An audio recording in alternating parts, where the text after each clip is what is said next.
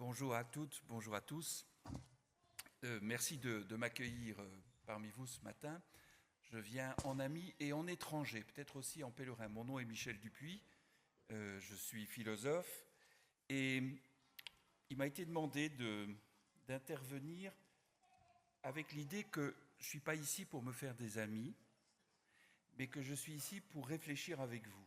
Voilà. Et que ce qui m'a été donné d'entendre depuis ce matin m'a beaucoup touché, m'a beaucoup ému, m'a donné à réfléchir. Et je suis heureux pendant une dizaine de minutes, Marie, c'est pas trop ça, une dizaine de minutes, introduire la table ronde qui va suivre. Alors l'idée c'est effectivement, par rapport à une question un petit peu comme ça, hein, faut-il la fermer? Moi je parle jamais comme ça, vous non plus je suis sûr. Enfin bon, est-ce qu'il faut la fermer pour pas se faire foutre dehors tant qu'on y est, hein?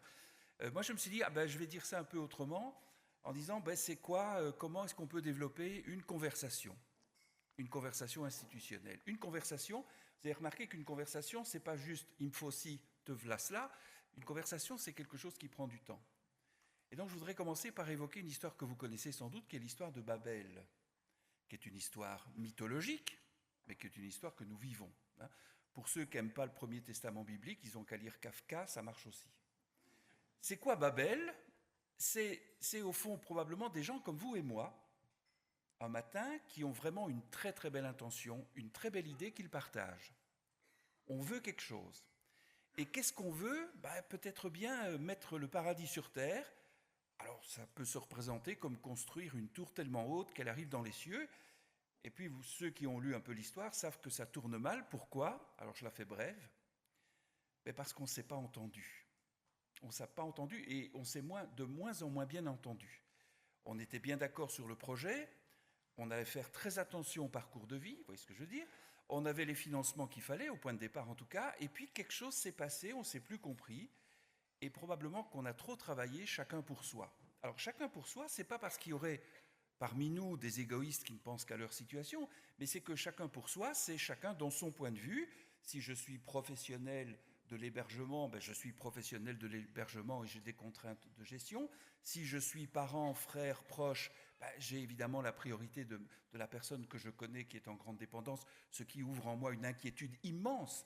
C'était très fort ce qui a été dit tout à l'heure par ce fils qui à 40 ans fait promettre à sa maman que. C'est extraordinaire. Donc, c'est quand même chacun pour soi.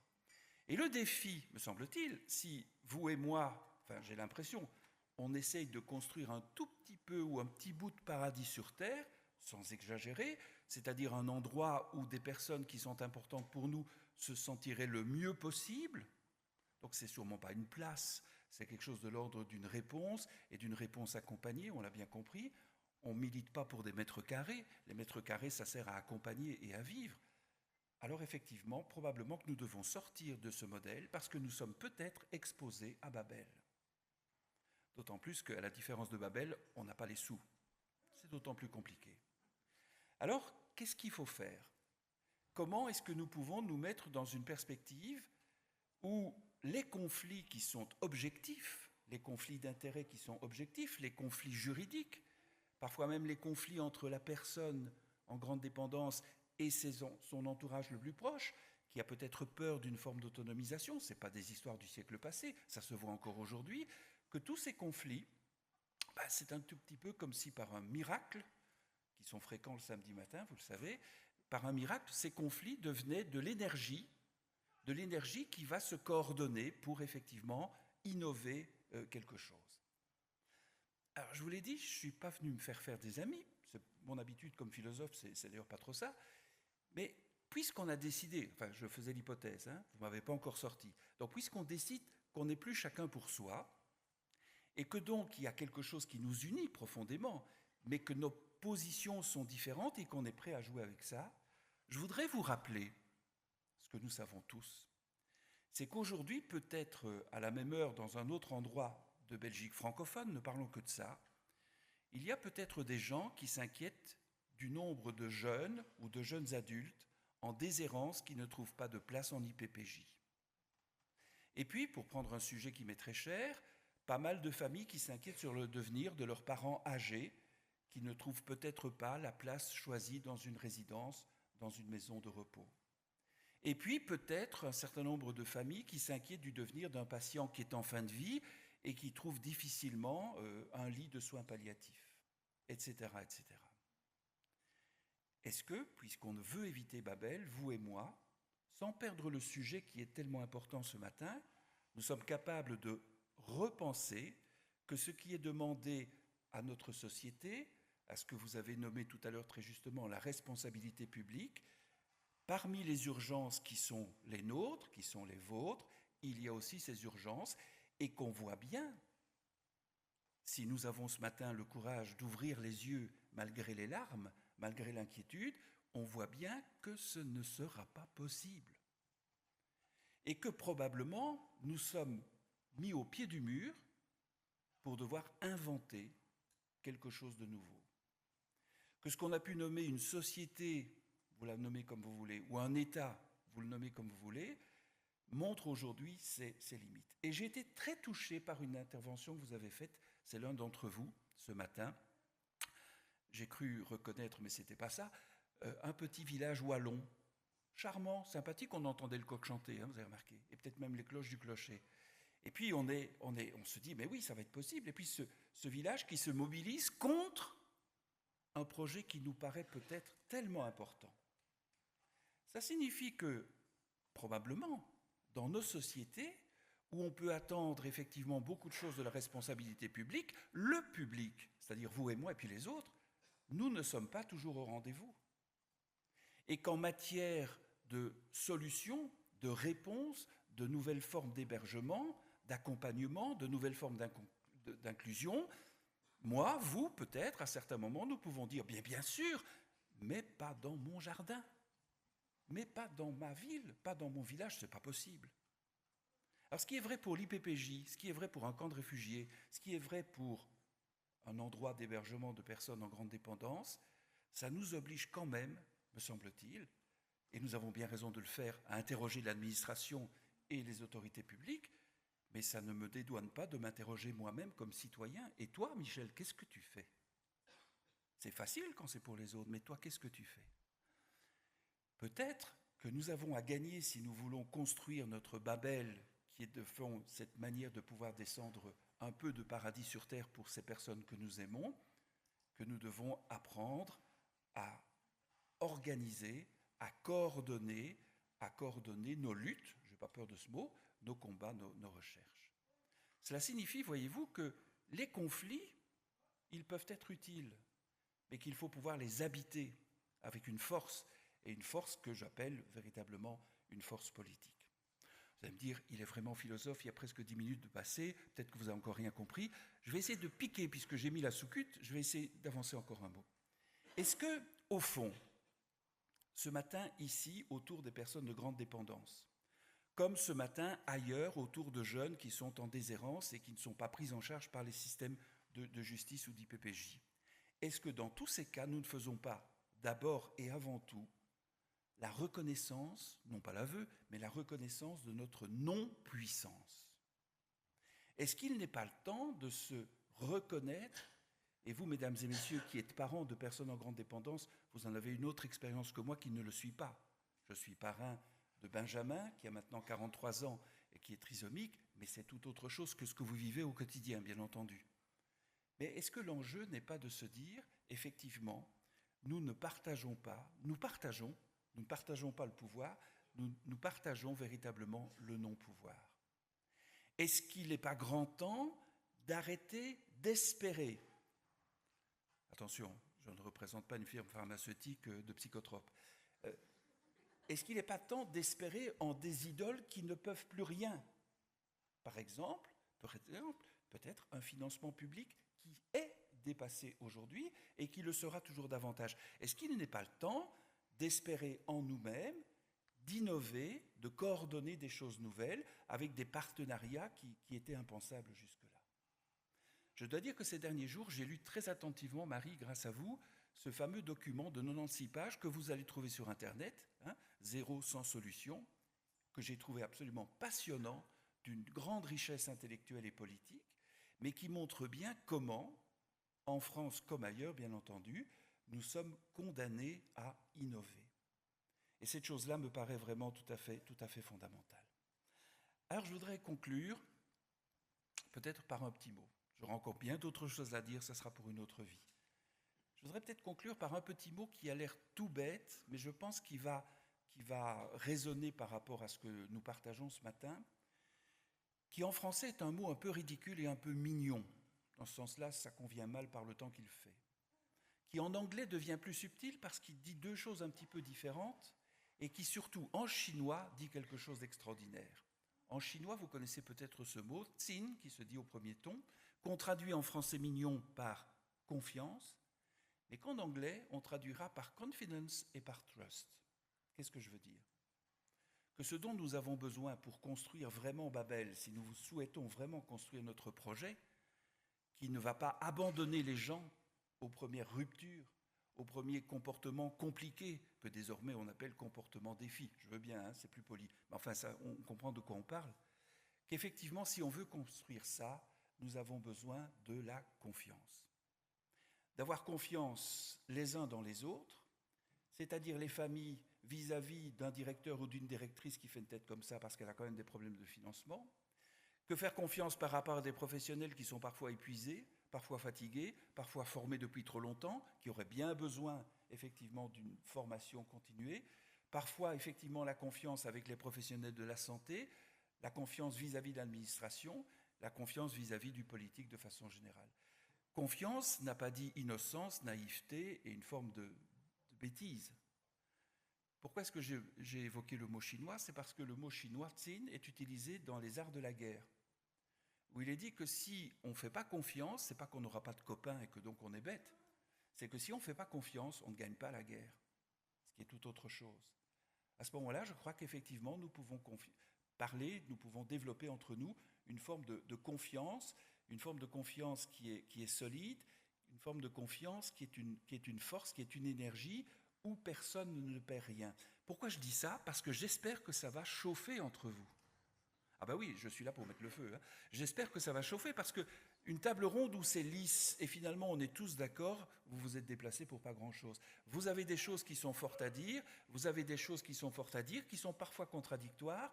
Le défi, vraiment, ça va être de pouvoir nous entendre. Merci.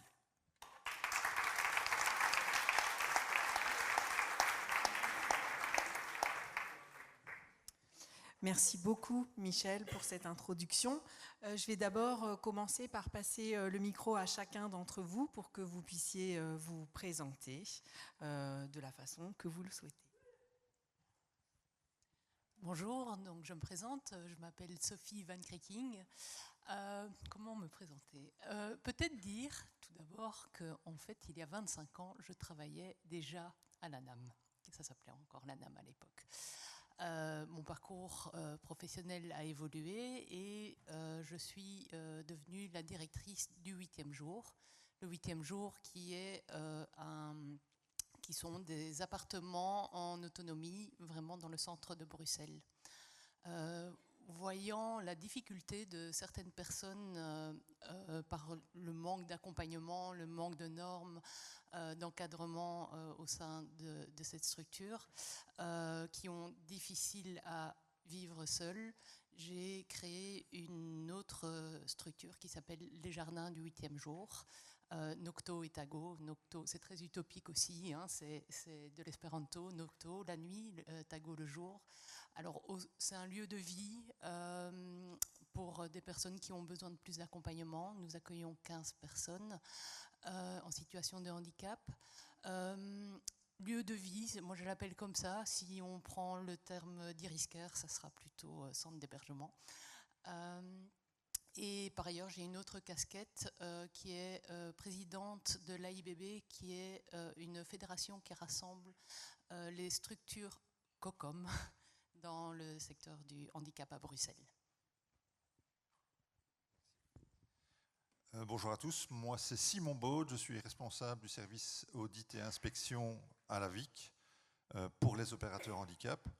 Donc en quelques mots, donc notre mission et ma mission en particulier, c'est d'abord une mission d'évaluation de la qualité des services qui sont rendus dans les institutions, avec deux modalités d'intervention. La première, mais qui quantitativement est la plus réduite, mais qui est certainement la plus sensible, c'est de servir un peu de gendarme devant des situations qui ne sont pas acceptables et pour lesquelles il faut qu'il y ait des améliorations rapides qui soient apportées, ou parfois même où on doit prendre des sanctions importantes. Et puis le deuxième volet, qui est certainement quantitativement le plus important, c'est de travailler à accompagner les établissements à l'amélioration de la qualité, c'est-à-dire qu'on travaille surtout à des plans d'action qui sont négociés, travaillés avec les professionnels pour améliorer ce qui devrait être amélioré. Un volet aussi qui est assez important, c'est par rapport à vous, parents. Ça peut être par rapport à des travailleurs, par rapport aux personnes, aux bénéficiaires, c'est que nous traitons aussi les plaintes qui sont éventuellement déposées chez nous, avec là aussi des modalités d'intervention qui peuvent aller jusqu'au du traitement de la plainte, mais où là on est dans une situation de tension assez importante, à des interventions qui sont plus sur le mode de la conciliation, voire de l'information. Parfois, vous le savez certainement, en tant que parent, vous pouvez vous poser des questions, on est parfois interpellé sur simplement un besoin d'information et de communiquer de l'information pour rassurer ou informer. Voilà, je crois que j'ai fait, en tout cas un peu rapidement, le tour des missions de mon service à la VIC. Bonjour, je m'appelle Françoise Kamali et donc ma mission c'est l'accompagnement de la démarche d'évaluation qualitative pour les associations qui sont agréées par le service phare. Donc ma mission c'est plutôt le deuxième volet dont parlait M. Baud, qui est l'accompagnement, qui est bien différente de l'inspection, qui est assurée par un autre service à la COCOF. Et en particulier, donc, nous réalisons cela pour le moment dans le cadre de l'accompagnement à une démarche d'évaluation interne que les services agréés doivent réaliser. Donc c'est une évaluation qu'ils réalisent eux-mêmes donc pour améliorer la qualité des prestations pour les usagers et leur fonctionnement.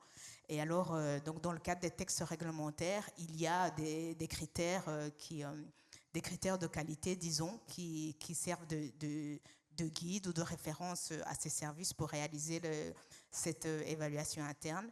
Et donc la posture, en tout cas, ma démarche s'inscrit dans l'accompagnement, d'accompagner les services dans les modalités de réalisation de cette évaluation.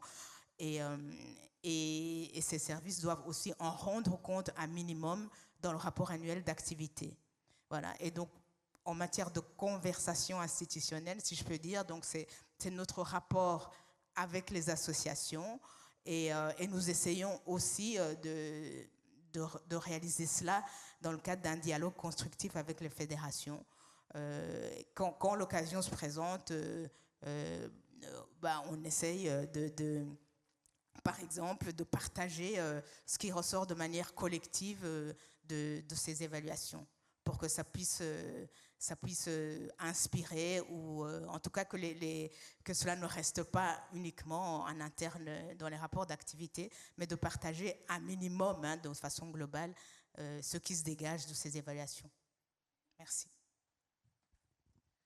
Bonjour, je m'appelle Angèle, je suis maman d'un jeune homme de 23 ans qui est autiste sévère, non-verbal, qui est en institution depuis l'âge de 6 ans. Donc voilà, c'est un long parcours. Voilà, et je suis infirmière en maison de repos aussi, et de soins. Merci beaucoup à tous. Merci d'avoir répondu à notre invitation. Alors, je tiens vraiment à rappeler que c'est un débat participatif, donc n'hésitez pas à poser vos questions, à nous interpeller. Voilà. Moi, j'ai envie déjà, Angèle, de vous poser la première question qui est un petit peu au cœur de qu'est-ce qui est compliqué à dire, à déposer à l'institution. Qu'est-ce qui vous semble compliqué dans le dialogue avec une institution, dans votre propre parcours ou...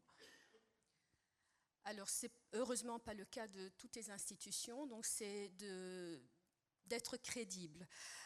Donc, quand on parle en tant que parent, avec toute l'émotion qu'on vit à un moment donné, souvent, on n'est pas perçu comme un parent, je vais dire, calme, objectif.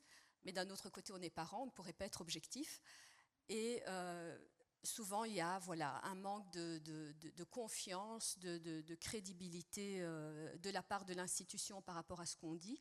Et en tant que parent, un manque de confiance par rapport à l'institution.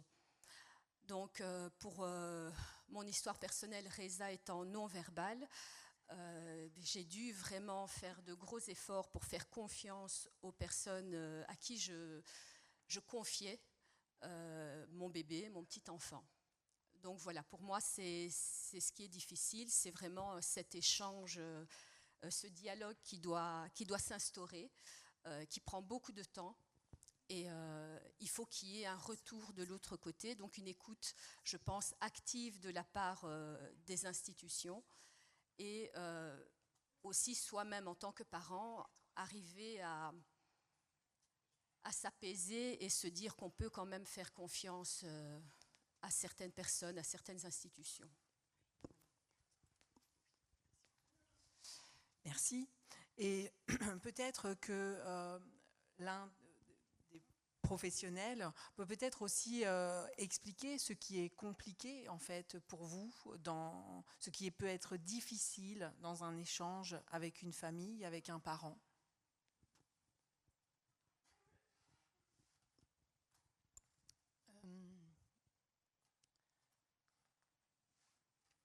Je pense que, vous l'avez dit, le mot confiance, il est là, mais il va dans les deux sens.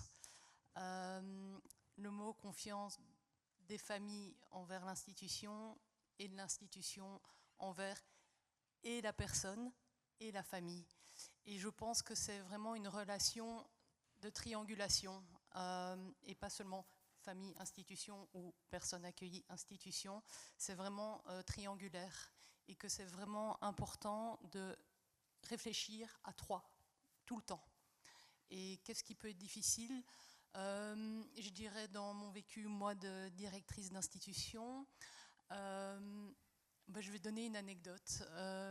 C'était un jeune qui venait de terminer l'école.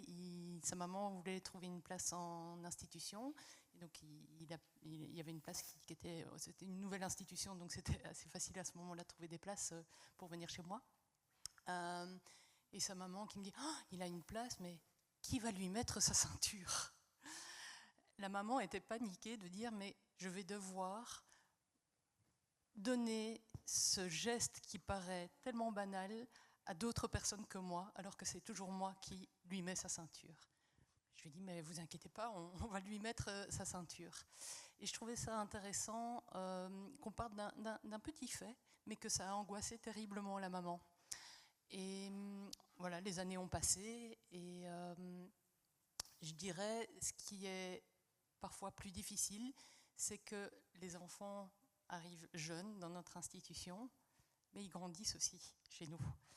Et les parents ne voient pas toujours l'enfant qui grandit.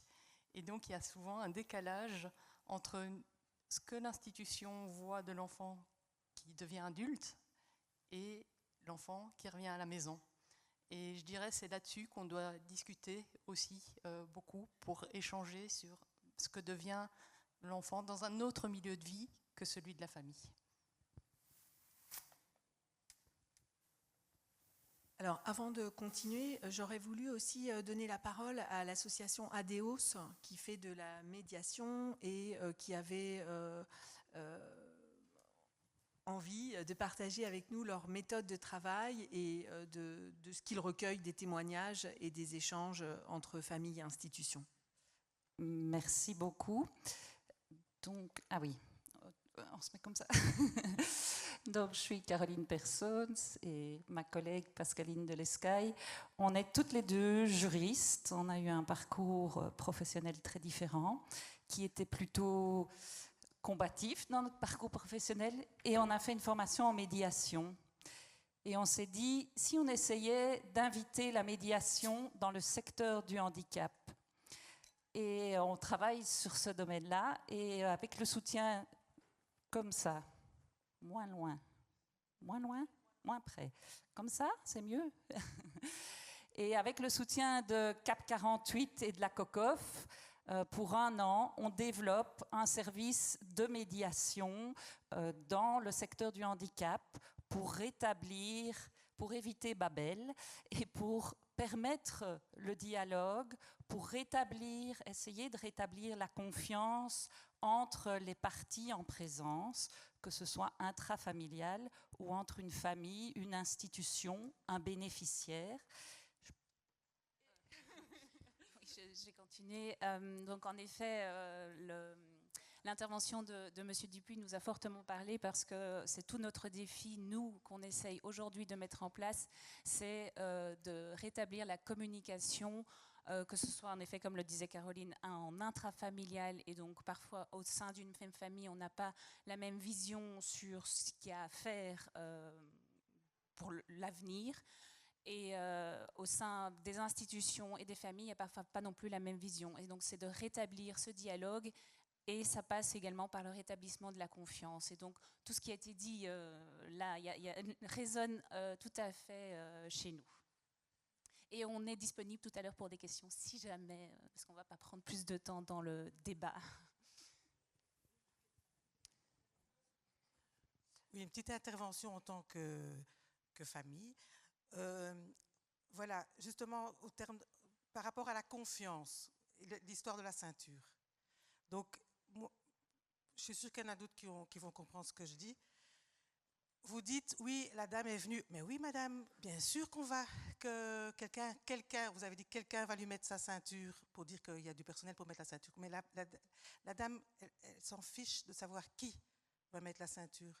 Elle veut savoir si on va lui mettre sa ceinture.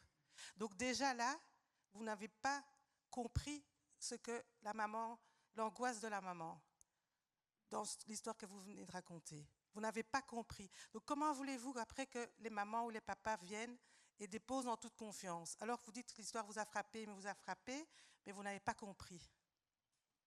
Pour moi, hein, comme vous l'avez raconté, je pense que je ne suis pas la seule qui ait compris dans ce sens-là.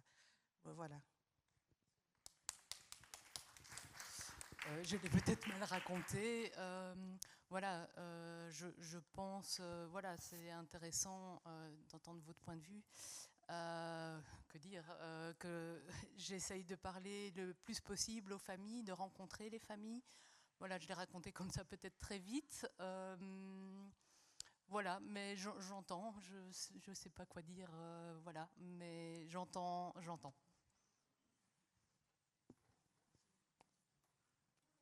Juste un truc, moi je serais très inquiet que quelqu'un d'autre se dise ou me dise « T'inquiète pas, je vais me mettre à ta place ». Parce qu'il n'y a que moi qui peux mettre la ceinture comme ça, comme il n'y a que vous. Et donc quelqu'un dans votre institution va le faire à sa manière. Et c'est bien ça le défi. Et c'est là qu'il y a quelque chose d'assez surhumain qui nous est demandé pour que notre personne, pour que la personne puisse vivre. C'est une espèce de détachement dans le soin. Et ça, c'est de toute façon douloureux. Probablement qu'une mère le dirait mieux qu'un père, j'en sais rien. Mais en tout cas, c'est de toute façon douloureux. Mais c'est vrai, madame, vous avez raison d'insister là-dessus. Et heureusement que le professionnel est capable d'entendre ce que vous dites, parce que je ne suis pas sûr du tout qu'il ait compris ou mal compris, je n'en sais rien. Ce qui est certain, c'est qu'il ne prétend pas se mettre à votre place et le faire comme vous le feriez. Et ça, c'est quand même important aussi. Voilà.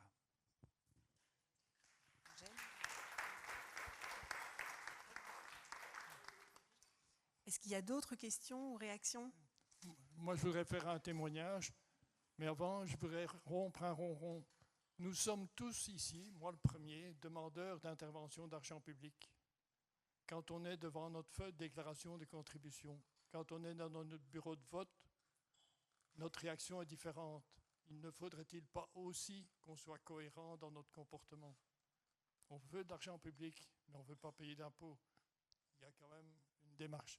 Donc mon témoignage est le suivant. Quand j'étais président d'inclusion, j'ai fait ce que j'appelais du syndicalisme de famille et de personnes. Et j'ai été dans des institutions défendre des points de vue. Alors je vais vous donner 2 exemples pour comprendre que ce problème-là, il est fondamental. Dans une institution, j'ai été défendre une jeune femme qui avait subi des attouchements sexuels. Elle s'est plainte dans l'institution, c'est elle qui a été virée et l'éducateur est resté. Quand j'ai été me plaindre, on m'a dit que ce n'était pas vrai, et ainsi de suite. Néanmoins, 3 ans après, l'éducateur a été viré. Mais il y a quand même des choses qui sont inacceptables. Dans une autre institution, j'ai été défendre 3 familles. Comme je craignais ce qui est marqué là, si vous fermez, vous ouvrez votre gueule, vous perdez votre place. J'avais été négocié avec la WIP à l'époque que si elles étaient virées, la WIP les recase. La WIP les a recasées et les 3 familles sont très contentes. N'empêche que les 3 familles, les 3 personnes ont été virées de l'institution. J'ai été trouver la directrice de l'institution, le directeur de l'association, parce que c'était une grosse association d'hôpitaux, de maisons de repos et d'institutions. Et puis le président, je le connaissais. Et moi, je suis un peu plus cash que vous. Je lui ai dit, mais Michel, ton message, c'est parents, fermez vos gueules, parce que sinon on vire vos enfants. Il m'a dit, et je n'ai jamais dit ça, j'ai dit, Michel, ta responsabilité de président, c'est de faire en sorte que dans toutes tes institutions, ça ne se passe pas. Or, ça se passe. Et donc, je pense qu'il ne faut pas hésiter à monter au créneau, tous ensemble, sur cette situation-là, parce qu'il y a des institutions où ça ne se passe pas et ça se passe bien. Mais là où ça se passe mal, il faut absolument qu'on intervienne. Peut-être Simon.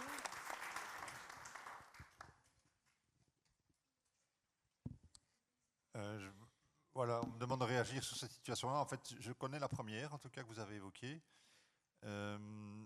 Voilà, enfin, je ne sais pas si c'est vraiment... Sur ce cas en particulier, bon, il faut savoir que dans ces situations, il y a l'intervention du pouvoir judiciaire et que donc on n'a pas vraiment les coups des franches et qu'on a l'obligation aussi d'une certaine réserve par rapport à tout ce travail qui est mené du côté judiciaire. Et voilà, bref. Je ne vais pas essayer de répondre à ce que vous dites. Je pense que ce que vous dites, c'est évident qu'il y a des choses qui sont... quand des choses pareilles se passent, c'est effectivement pas tolérable. Le point positif, en tout cas, c'est qu'il y a certainement une volonté, de notre point de vue, on a conscience de ces situations. Il y a quand même des améliorations qui ont été apportées. Et dans la réglementation, il y a une série de garde-fous qui ont été ajoutés en fait, au fil des années pour permettre l'expression des parents, l'écoute des parents. Et voilà, je pense que ça va dans le bon sens. Ceci dit, pour le reste, je ne sais pas si je pourrais citer tous les espaces qui ont été prévus dans la réglementation aujourd'hui pour que des choses pareilles ne puissent pas se reproduire. Et ces espaces-là, en fait, ils sont destinés à favoriser la communication, à faire en sorte qu'un parent puisse s'exprimer de manière tout à fait sereine, même si c'est difficile. Ce n'est pas avec une réglementation qu'on garantit la sérénité des échanges entre un établissement et un parent. Mais par exemple, l'exigence d'avoir un référent réclamation au sein même d'une institution, c'est un moyen de rendre normal le fait que, en tant que parent, on se rend compte qu'il y a un dysfonctionnement et qu'on puisse venir en parler à quelqu'un qui était désigné pour ça. Ça veut dire que l'organisation, l'établissement lui-même, intègre dans son fonctionnement le fait qu'il est normal qu'on puisse dysfonctionner, et c'est à partir de ce moment-là qu'on pourra seulement s'améliorer.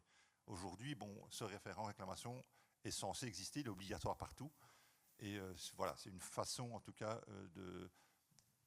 d'autoriser ou d'élargir en tout cas ces espaces d'échange. Il y a aussi dans les procédures d'accueil l'obligation aujourd'hui, quand on accueille un nouvel arrivant, de consacrer tout un temps avec les proches, la famille et le nouvel arrivant sur l'identification de tous les points sur lesquels il faut être très attentif, parce que on découvre un nouvel arrivé qu'on ne connaît pas et qu'il est donc important que les professionnels instaurent un dialogue avec ceux qui le connaissent, quoi. Voilà, ce sont 2 exemples, ce sont 2 nouvelles choses qui ont été ajoutées en 2018. Ça ne résoudra pas tout, mais parce que je pense que la communication, ça doit naître c'est un échange spontané. Je veux dire, aucune réglementation ne va imposer au binôme parents-institution, va pas pouvoir imposer une communication. Mais en tout cas, les jalons et il y a des mécanismes qui existent et qui permettent en tout cas de l'améliorer ou de la rendre plus facile. Et peut-être que c'est justement important de les rappeler parce que certainement que beaucoup de familles ne sont pas forcément au courant de ces démarches et que parfois peut-être les institutions n'en font pas forcément la promotion et que ce trait d'union en fait manque beaucoup. Justement, la communication est importante, donc ça me semble important que vous précisiez bien justement comment un parent peut interpeller. Comment une famille peut les rappeler interpeller brièvement. C'est vrai que c'est peut-être important. Il y a beaucoup de parents évidemment ici, donc c'est peut-être important de les rappeler. J'ai parlé donc de la procédure d'accueil qui impose le référent réclamation, qui est quelqu'un qui est désigné dans l'institution pour vous entendre en cas de problème. Il y a d'autres dispositifs qui existaient déjà depuis longtemps. C'est l'obligation de vous impliquer dans l'élaboration du projet individualisé. Ça, c'est essentiel évidemment. Il y a l'obligation aussi de vous communiquer sans retard toute difficulté de santé que rencontreraient vos enfants en institution. Donc il y a une obligation de vous rapporter l'information dès qu'un problème survient. Il y a aussi l'obligation de vous impliquer dans les contrats d'objectifs.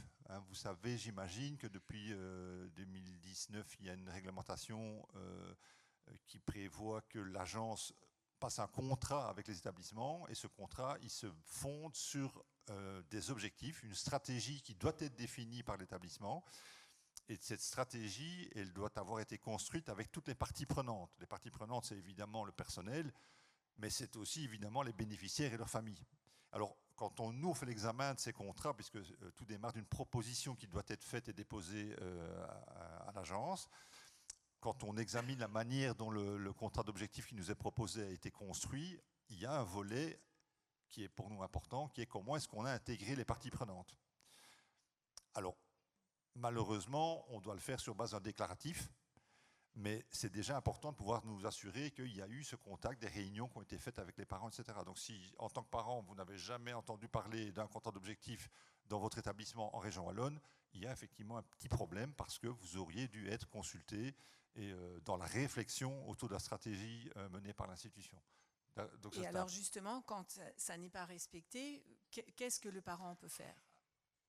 Alors là, les solutions ne figurent pas dans la réglementation, mais ça veut dire que le parent peut en tout cas se manifester et en tout cas solliciter l'établissement en question et la direction de l'établissement en disant écoutez, comment se fait-il qu'en tant que parent, je n'ai pas été impliqué ? Voilà, en tout cas, il y a une base légale qui permet aux parents en tout cas de revendiquer cette implication. Merci Alors beaucoup. ça ne solutionne pas tout parce qu'effectivement, il y a des situations où on a refusé des contrats par objectif parce qu'on avait constaté que les parties prenantes n'avaient pas été assez impliquées, mais ça ne garantit pas toujours une implication pleine et entière des parents, évidemment. Pardon. Oui, je voudrais dire que dans le cadre de l'évaluation interne qui va commencer ou qui a commencé à être mis en place au sein des centres de jour et centres d'hébergement, donc pour adultes et enfants. On a mis en place un groupe de travail et à l'intérieur de ce groupe de travail, des associations ont proposé, par exemple, certaines thématiques sur lesquelles donc elles pourraient travailler ou selon évidemment leurs priorités, et notamment par exemple la question de l'implication des familles, la communication avec les familles, comment est-ce que aussi elles sont impliquées dans le projet individualisé tout en respectant le droit de la personne. Il y a aussi la question de bientraitance, donc tous des sujets que les familles, que les associations ont mis en avant qui pourraient être traités dans le cadre de la démarche d'évaluation interne.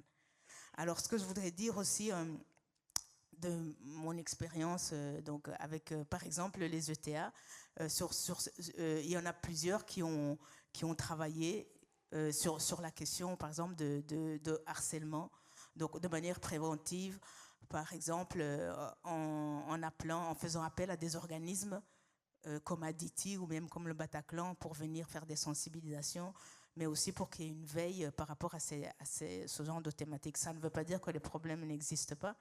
C'est sans doute aussi parce qu'il y a des problèmes parfois qu'on met en place ce genre de démarche. Voilà, tout ça pour dire que même en matière d'amélioration progressive de la qualité, il y a moyen que les associations puissent se dire, tiens, comment est-ce qu'on veut impliquer les familles dans telle thématique ou de manière globale, et d'y réfléchir aussi en impliquant évidemment les différentes parties prenantes. Oui, bonjour. Vous m'entendez? Oui. Je crois que le ministre de la Santé disait là tout à l'heure, si j'ai bien compris, qu'il y avait 25 plaintes annuellement à la VIC. Moi, je pense que je pourrais être la 26e. Et il pourrait y en avoir peut-être une 27e, une 28e dans la salle ici, je ne sais pas. Moi, à la VIC, on m'a dissuadé de déposer plainte. C'était l'année passée. Mon frère a été mis dehors de l'institution. A contrario, quelques années auparavant, mon frère avait aussi de nouveau été mis à la porte d'une institution. Et là, la VIC m'avait demandé de déposer plainte. Donc, en fait, c'est match nul. 0, c'est -1, +1. À l'époque, dans l'institution où mon frère se trouvait, on avait découvert des problèmes parce qu'un parent avait créé une association de parents. Et moi, depuis des années, je me posais déjà des questions, mais j'étais seule et on ne pouvait pas d'ailleurs rencontrer les autres parents, on ne pouvait pas parler avec les éducateurs. Enfin, bon, c'est une ancienne histoire, mais j'ai vraiment été soutenue par cette association de parents. C'est dommage qu'il n'y en a pas dans chaque institution, que ce ne soit pas obligatoire, parce que ça permet quand même de déposer les problèmes qu'on rencontre. Moi, j'ai un problème de confiance aujourd'hui, évidemment, avec les institutions, et avec la VIC aussi. Je me permets de le dire, je ne vais pas me faire des amis aujourd'hui, mais me dissuader de déposer plainte, je suis sûre que je ne suis pas la seule, et ça a été fait par la VIC. Et voilà. Après, on a peur en tant que parents de critiquer l'institution, parce qu'aussi, tout de suite, on nous dit « Ah, mais vous n'avez pas confiance, pourquoi vous n'avez pas confiance ?» Et en fait, oui, il y a des choses qui se passent. Et je pense qu'il y a les éducateurs sont les premières personnes victimes aussi des situations difficiles qu'on rencontre dans les institutions. Et je pense qu'il faut pouvoir donner plus de parole et plus de place à la parole des parents, à la parole des éducateurs. Et je pense qu'il y a vraiment beaucoup de travail à faire là-dedans. L'institution a un pouvoir inouï dans notre société aujourd'hui. Et je pense qu'il faut rééquilibrer ce pouvoir. Il ne devrait pas y avoir de pouvoir, il devrait y avoir vraiment un équilibre et je pense qu'il faut plus écouter les parents. Enfin voilà, c'est mon point de vue. Merci de m'avoir écouté. Merci beaucoup. Je vais vous laisser la parole, mais c'est vrai que j'ai juste envie d'amener un point de précision en tant que travailleuse chez Inclusion, mais c'est que ce témoignage est loin d'être le seul, que nous recevons aussi régulièrement des témoignages et que parfois les familles, en effet, ce que le ministre a dit, j'avais aussi entendu 25 plaintes, mais le nombre de plaintes qui ne sont pas déposées parce que les familles ont peur en fait, et qu'il ne s'agit pas aujourd'hui de dénoncer ou d'accuser, mais il s'agit de déposer les choses pour que vraiment on puisse tous voir ce qui se passe. Et que parfois, je me permets d'ajouter ce point de précision parce qu'il y a quelque chose qui ressort beaucoup chez les familles, c'est le sentiment d'isolement, d'être le seul à se plaindre ou d'être très isolé dans la démarche de questionnement parfois seulement, même pas d'exigence mais de questionnement. Et que c'est, en effet, c'est un sujet important. Voilà. Oui, là j'ai vraiment envie de réagir parce que ce que vous venez de dire, je souscris complètement à ce que vous venez de dire et je pense qu'on travaille pour aller dans le sens de permettre aux parents de nous interpeller et de se rendre disponibles pour toutes leurs questions et éventuellement de porter plainte. On a l'adresse mail sur laquelle quiconque peut déposer une plainte ou une interpellation.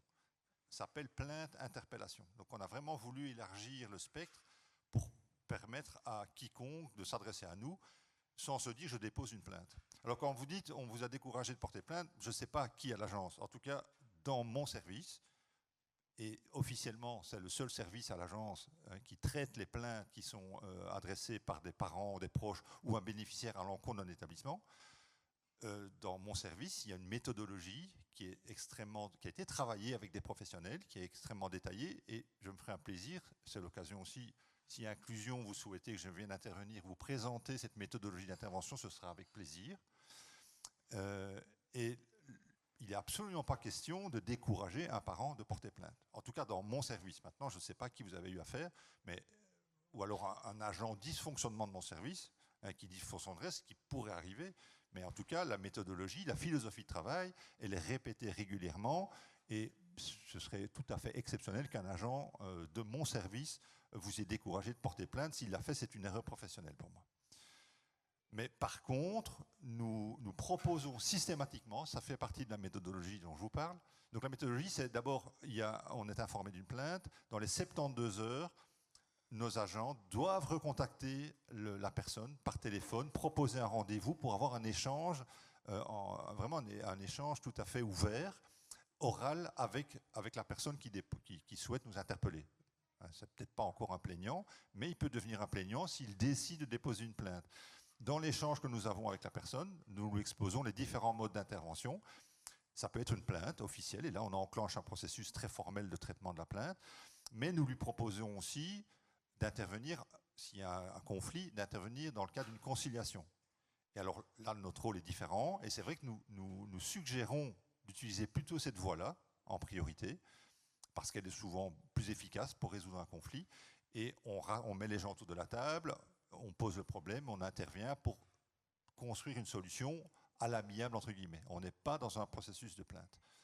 À côté de ça, il y a la possibilité d'échanger simplement, de donner une information sur le caractère légal ou non d'une pratique, etc.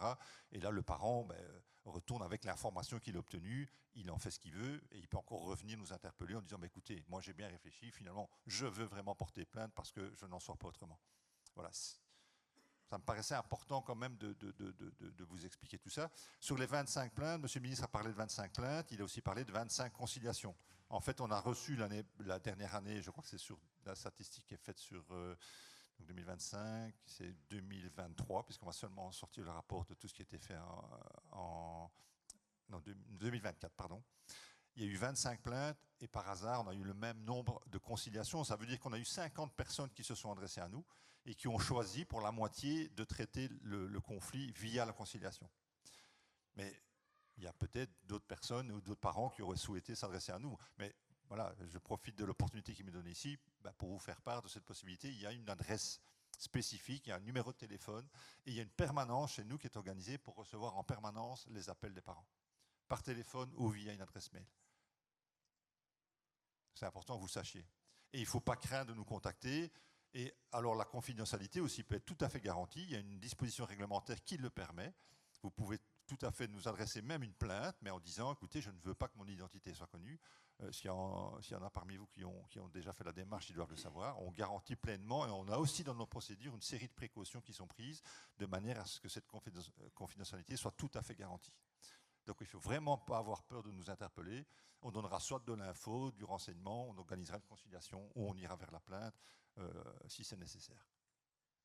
Voilà, ça me paraissait quand même important de préciser ces éléments-là. Voilà, donc je ne suis pas spécialiste de cette question puisque elle est traitée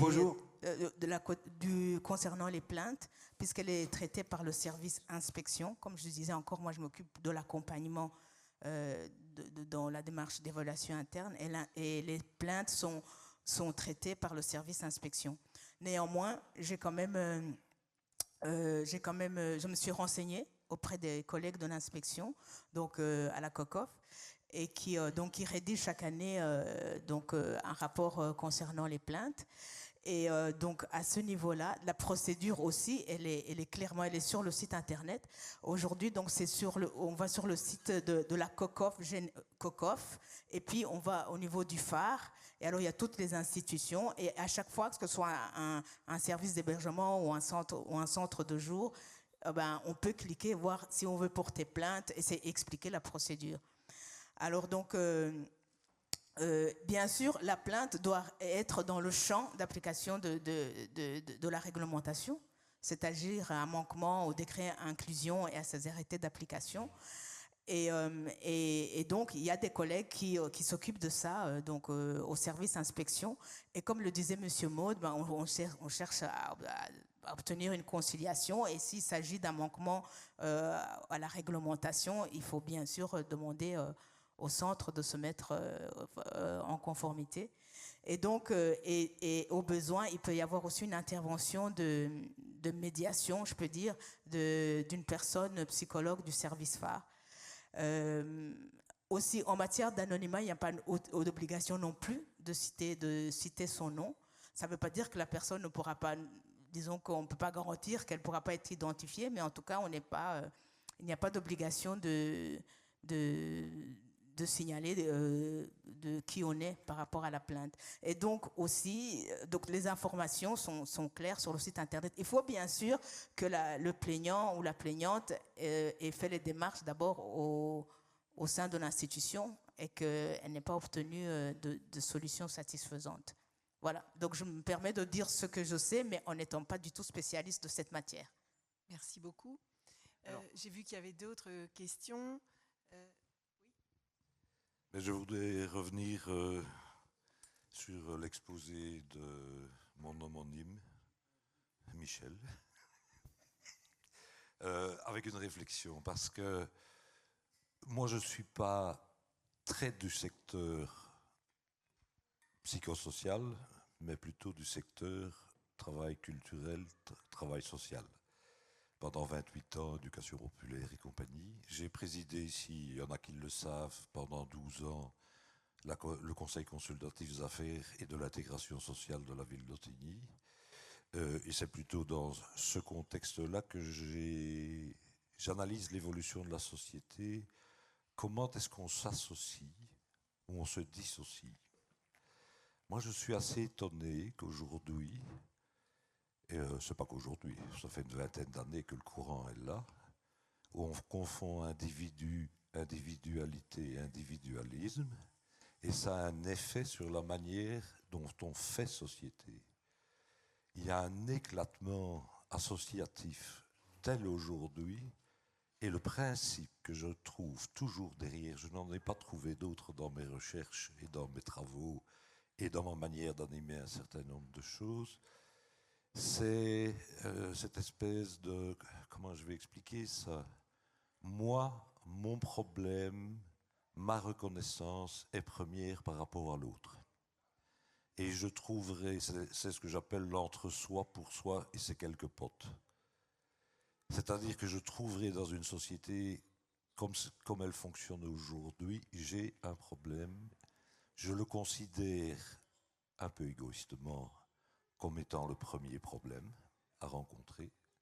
Je trouverai bien quelques voisins ou quelques personnes qui sont dans la même situation pour créer ce que moi j'appelle pas une association, j'appelle ça plutôt un club, qui va, s'il a de la chance, s'il est reconnu par un élu, et surtout sur le plan communal, on a vécu souvent la chose, on va reconnaître ce qui est proche de soi et ce sur quoi je peux aller faire un discours politique qui va me servir moi-même. Et ça, c'est une perversion de la société aujourd'hui. Moi, je ne connais pas suffisamment les fonctionnements, fédérations et différentes associations, mais je vis ça dans des tas de secteurs, y compris dans le combat syndical où je suis toujours dans l'enseignement, malgré que je suis pensionné. Et je trouve que c'est vraiment quelque chose sur lequel on doit réfléchir. J'avais fait l'intervention la fois précédente en disant c'est quand même un peu dommage avec tout ce que j'entends ici que ce soit si peu partagé avec les organisations syndicales qui ont des commissions par rapport à l'enseignement spécialisé, par rapport aux difficultés dans le qualifiant et compagnie. J'ai fait un test avec l'ancien président de la commission du spécialisé à la CSC Enseignement, qui est devenu permanent. Le problème, c'est qu'il est devenu permanent des profs retraités.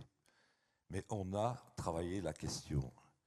Et c'est très difficile de passer, mais maintenant, je dis, de ce côté-là par rapport à nous, vous, ici dans la salle, de faire prendre conscience d'un certain nombre de choses et qu'ils auraient intérêt quand même à aller voir un peu ce qui se passe ailleurs. Parce qu'ils sont en même temps préoccupés du même problème, mais à l'intérieur de leur fonction d'enseignant. Merci beaucoup. Est-ce qu'il y a d'autres... Alors, bonjour, je m'appelle Jean Melenas. Je voudrais dire qu'il y a le service d'accompagnement, que c'est vraiment important pour les familles. Il faut avoir beaucoup de sous pour en avoir. Merci. Merci beaucoup. Oui, bonjour, je m'appelle Myriam Jourdain. Je suis maman d'un jeune homme de 28 ans, polyhandicapé, absolument non-verbal. Donc je mesure et je vis au quotidien toute la difficulté effectivement de confier son enfant à un centre. Mais avant tout, je voudrais remercier vraiment très sincèrement tous les professionnels qui accompagnent au quotidien nos enfants et aussi ceux qui sont peut-être en deuxième ligne et qui font un travail remarquable, difficile, même si pour autant je n'idéalise pas. Mais vraiment, je tiens vraiment à vous remercier très sincèrement. Je prends aussi la parole parce que je suis professionnelle également. Avant tout, je voulais rappeler que la SBL Inclusion a créé il y a 7-8 ans les livres Smile, qui sont téléchargeables gratuitement sur le site internet de la SBL et qui donnent l'opportunité aux personnes en situation de handicap, mais aussi aux parents et aux professionnels indirectement, de se questionner sur la qualité de vie des personnes en situation de handicap sur une vingtaine de thématiques extrêmement concrètes comme les repas, les loisirs, la vie relationnelle, affective et sexuelle, enfin tout ce qui concerne les droits des personnes et qui permettent de promouvoir vraiment, je dirais, un dialogue constructif qui permet de réunir et de collaborer donc les professionnels, les personnes en situation de handicap et les parents, que ce soit dans une démarche individuelle, donc via ces livrets Smile. Et par ailleurs, il y a la SBL Cap Smile pour laquelle je travaille, qui est soutenue par la Cap 48, par la VIC et par la COCOF, et qui est en réalité un réseau qui réunit actuellement 130 services qui accueillent au quotidien des personnes en situation de handicap. Donc il peut s'agir de centres de jour, d'hébergement, entreprises de travail adaptées, services d'accompagnement, etc. Et pour nos membres adhérents, et donc la porte est ouverte à tous les services qui veulent nous rejoindre, nous organisons sur base de ces livrets Smile informatisés des enquêtes de satisfaction qui sont une réelle opportunité pour les parents, pour les personnes en situation de handicap, de croiser leur regard dans une démarche individuelle ou collective pour faire émerger des problématiques, mais aussi mettre en évidence tout le travail remarquable qui est fait. Et à partir de là, sur base de ces constats, de proposer des actions concrètes qui permettent peut-être modestement, mais petit à petit au quotidien, d'améliorer la qualité de vie. Et je le pense peut-être indirectement, de nouveau sans être dans l'angélisme, mais indirectement d'améliorer le climat de travail et les conditions de vie des professionnels. Et donc, si vous voulez en savoir plus, je suis à votre disposition, bien sûr. Oui. Et il y a à l'accueil des flyers de notre ASBL. Voilà, merci beaucoup. Merci. Merci. Super, merci. Excusez-moi, je vais essayer d'être brève, mais excusez-moi de casser un peu l'ambiance bisounours.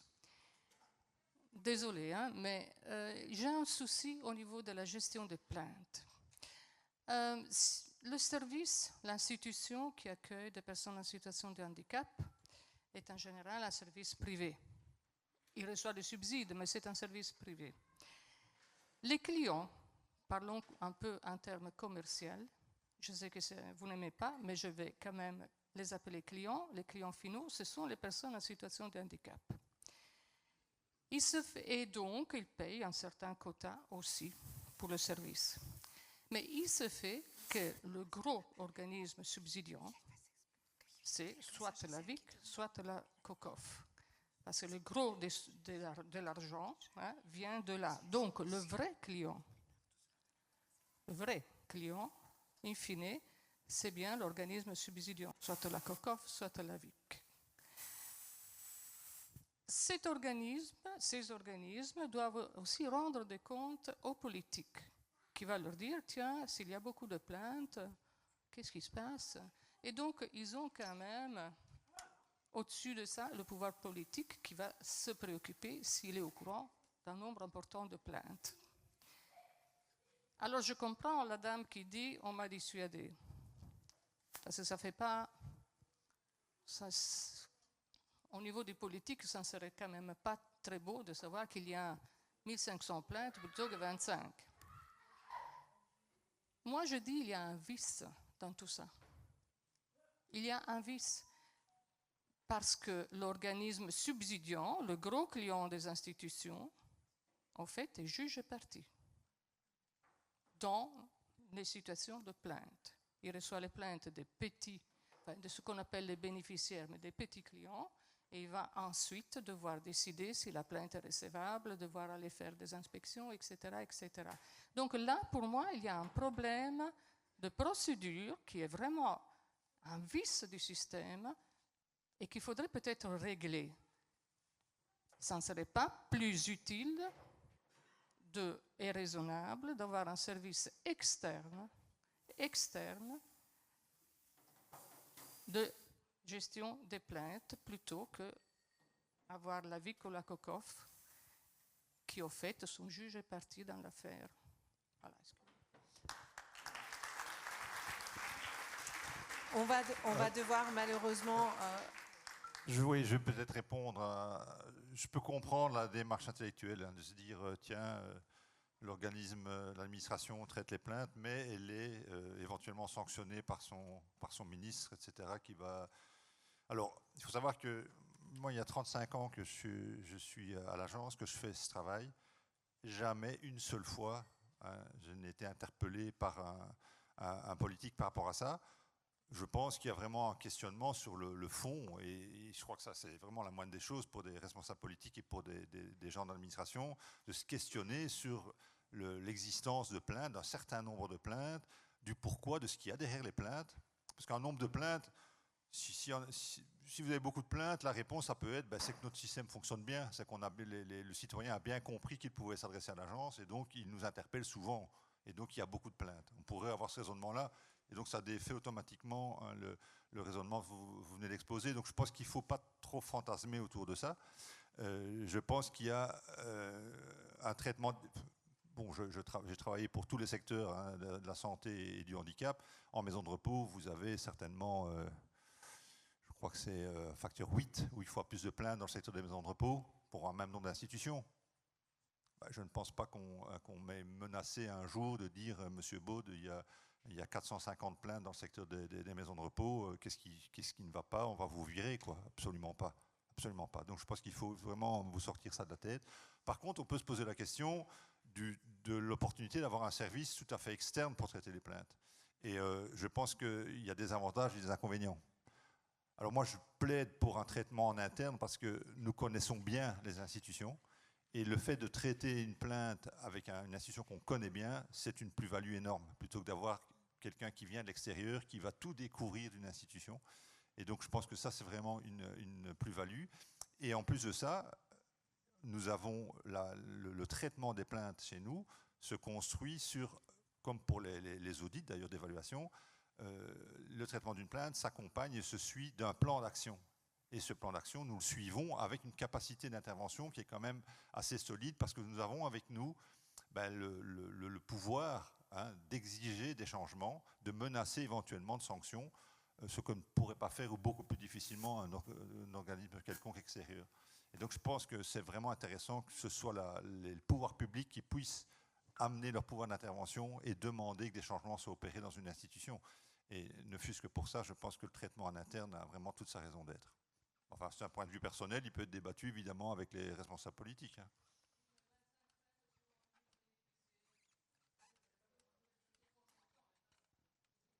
Peut-être qu'il y a un travail à faire sur peut-être mieux se faire connaître, et notamment au niveau de la plateforme du site internet. C'est possible. Alors il y a encore, j'imagine, beaucoup de questions. On va en prendre peut-être que chacun on fait un dernier tour des questions et puis on va devoir malheureusement clôturer.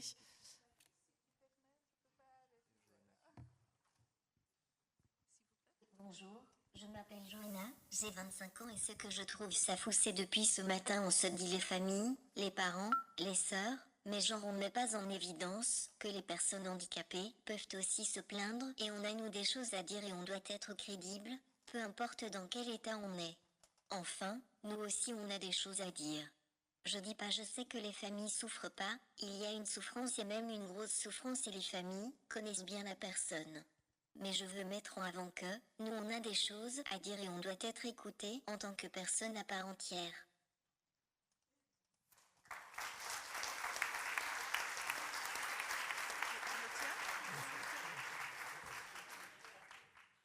Cléo Angelo, je suis président d'un service AVJ et j'ai eu malheureusement l'expérience d'avoir un travailleur qui a fait des attouchements dans un de nos bénéficiaires.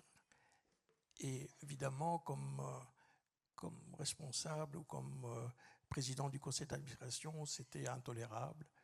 Donc c'était avéré après enquête, après différentes recoupements, etc. Nous avons dû nous séparer de ce travailleur, évidemment dans les 3 jours, faute grave. Hein, et donc, je ne pense qu'il n'y a que l'humour qui peut libérer cette tension qu'il y a. Alors, je vais reprendre les mots du philosophe Michel Dupuy qui dit thèse, antithèse, prothèse. Je voudrais interpeller, et je rassure tout de suite, c'est un service qui ne dépend pas ni de phare ni de la UVIC, c'est de la COCOM. Pourquoi ne pas reconnaître justement cette parole et cette souffrance et d'accepter qu'un préavis non presté puisse être une charge admissible. Et je pense que ça va libérer énormément de souffrance parce que le violeur ou pour la toucheur, enfin peu importe, doit continuer à côtoyer les bénéficiaires et les bénéficiaires doivent pouvoir continuer à côtoyer cette personne qui a dysfonctionné. Et je pense que cette prothèse-là est indispensable. Merci beaucoup. On va...